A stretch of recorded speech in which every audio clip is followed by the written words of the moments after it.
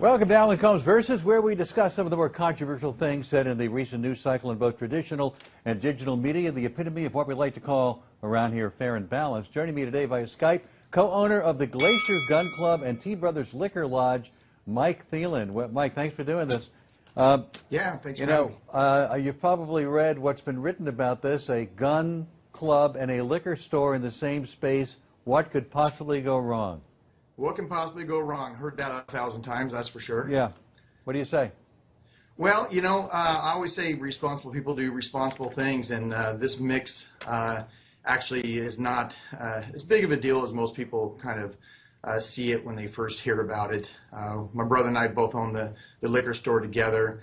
It's a retail store, so it's not a drinking establishment. So it's just kind of like going to the Isle of Fred Meyer and getting your booze and heading out. But we had a lot of extra space in our facility here, and we always wanted to start an indoor shooting range only because we're up here in the Pacific Northwest where it rains about 10 months out of the year. Right, I understand that. Do you agree that liquor and guns don't mix? They don't mix in the right hand. So yeah, if you're drinking and shooting, that's a bad mix. But if you're shooting and then you go and enjoy a cocktail afterwards at the local bar or something, that's not a problem. Afterwards, yeah. But if you have extra space, why not have a business that complements your original business? Because if you're promoting one and the other, you're only asking for trouble, are you not? No, there's no trouble with it. Again, responsible people do responsible things, and irresponsible people do irresponsible things. And so our members are good members.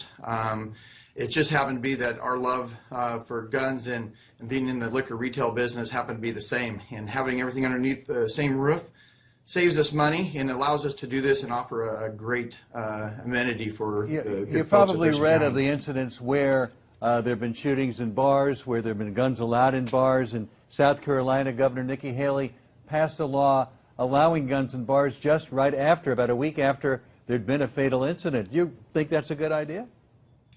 Again, I mean, there's going to be liquor everywhere, and people that are going to have guns are going to have guns. Well, you could say that, but I mean, bars could exclude guns. Some do. So even some coffee shops and restaurants say no guns allowed. Do you think it's a good idea to bring a gun into a bar? I don't think it's a good idea really to bring a gun into the bar, but again, it goes back to the whole responsibility thing. And even if they don't allow it, people have concealed carry. They bring it in, they hide it anyways, and so. The people that are going to, by the law, they're going to buy the law. The people that are going to break the law are going to break the law. Well, just simply say what people are going to break the law. Then, if that's the argument, we could say why have laws if people are going to break them anyway?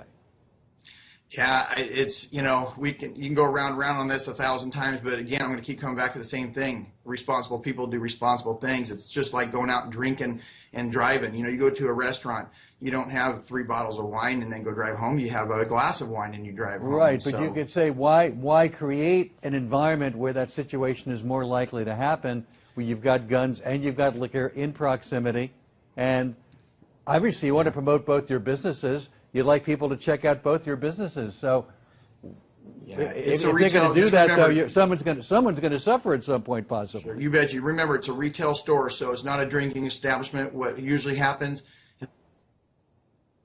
walk right through the front door of the liquor store. They turn right. They go through a big door, which is key fob entry, as you see, like I got it here.